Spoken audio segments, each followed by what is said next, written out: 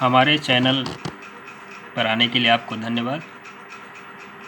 हम कक्षा 10 के एक आज प्रमुख टॉपिक यूक्लिड विभाजन प्रमेयिका के बारे में चर्चा करेंगे। देखिए, हमने यहाँ इसका नोट्स तैयार कर लिया है और इसमें देखते हैं। ये यूक्लिड विभाजन प्रमेयिका जो है यह एक परमीय है और यह परमीय भाज्य बराबर भाजक गुणे भागफल धन शेषफल का प्रतीकात्मक रूप है। परमेय क्या कहती है? इस परमेय के अनुसार किसी भी दो धन पूर्णांक a तथा b के लिए शर्त क्या होनी चाहिए? a is greater than b। दो पूर्णांक q तथा r इस प्रकार प्राप्त होगा कि एक रिलेशन मिलता है हमें a बराबर बी क्यू प्लस आर, जहाँ r की जो वैल्यू है ये 0 से बड़ा एवं बराबर होगा और साथ ही साथ b से छोटा होगा। कहने का अर्थ ये है कि ये b से बड़ा या बराबर होने का कोई सवाल ही नहीं उठता है। तो यहाँ पर जो यूक्लिड विभाजन प्रमेयिका है ये मुख्य रूप से होता है a बराबर बी क्यू प्लस आर। इस प्रमेय का प्रयोग किन्हीं दो या दो से अधिक संख्याओं के मासा निकालने में करते हैं। मासा का अर्थ है महत्तम समापवर्तक से। प्रमेय के आधार पर हम चूंकि मासा निकालते हैं तो एक प्रश्न हमने यहाँ पर लिया है 135 और 225 का मासा ज्ञात कीजिए। तो आइए इसका मासा कैसे ज्ञात करेंगे। इसमें हम चरण 1 सर्वप्रथम प्रयोग करते हैं।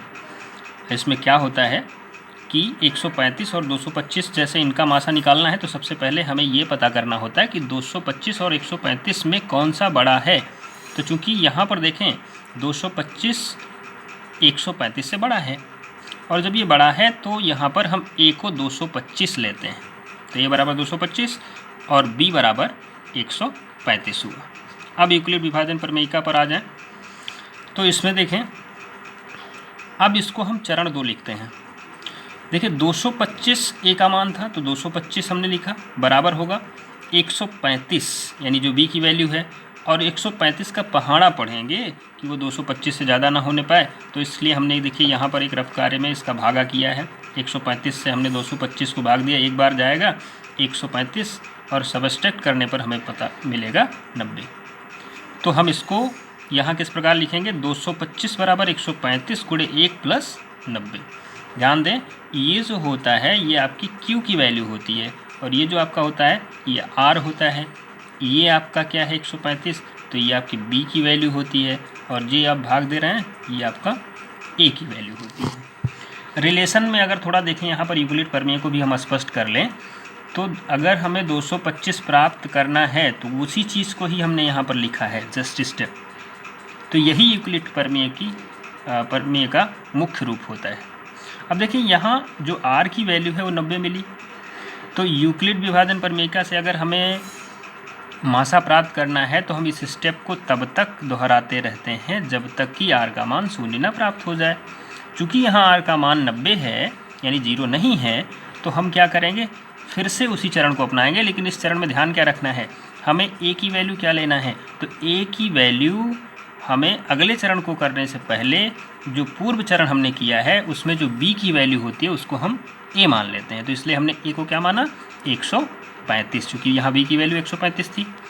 और V की वैल्यू क्या मानेंगे, तो B की वैल्यू जो है हम इससे ठीक पूर्व के चरण के R की वैल्यू लेते हैं और R यहाँ था 90 तो हमने B का वैल्यू 90 ले लिया। यानी अब A हो गया 135 और B हो गया 90। तो हम फिर से यूक्लिड विभाजन प्रमेयिका लगाएंगे। तो इस प्रमेयिका से क्या होगा, अब चूँकि A 135 है तो 135 में 90 से भाग देंगे। देखिए भाग का प्रोसेस यहाँ पे 90 से हमने 135 को भाग दिया, एक बार गया और 135 से 90 को घटाए तो हमें रिमाइंडर मिल गया 45। तो हम इसको किस प्रकार लिखेंगे, क्योंकि ये आपका B है, ये आपका A है, ये आपका Q है और ये आपका R है। चूँकि यूक्लिड विभाजन प्रमेय क्या होती है, A बराबर बी क्यू प्लस आर यानी A यानी 135, तो 135 बराबर बी क्यू यानी B 90, Q 1 तो 90 गुणे 1 प्लस R यानी 45। पुनः देखें तो R का मान 45 आ गया, अभी 0 नहीं आया, तो अगला स्टेप फिर दोहराएंगे हम।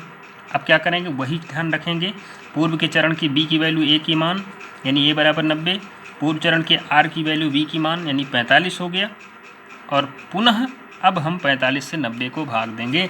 तो ये भाग का प्रोसेस हमने यहाँ किया, 45 से 90 को भाग देंगे तो 2 बार जाएगा और पूरी तरीके से 90 आ जाएगा, तो हमें रिमाइंडर 0 मिल जाएगा। तो फिर से हम इसको लिखेंगे उसी प्रकार, यहाँ ए क्या है 90 है, बी क्या है 45 है, क्यू क्या है तो ये आपका 2 है, आर कितना है तो यहाँ 0 है। तो इसको देखिए लिखा हमने इस प्रकार 90 बराबर 45 गुणे 2 प्लस 0। अब चूँकि यहाँ आर 0 मिल गया तो हमने पहले ही कहा था कि ये प्रोसेस तब तक अपनाएंगे जब तक आर बराबर 0 ना मिल जाए, और जब हमें आर बराबर 0 मिल जाता है तो उस स्थिति में जो वी की वैल्यू पूर्व चरण की होती है वो आपका मासा होता है, इसलिए मासा बराबर हो जाएगा अंतिम बी का मान बराबर 45।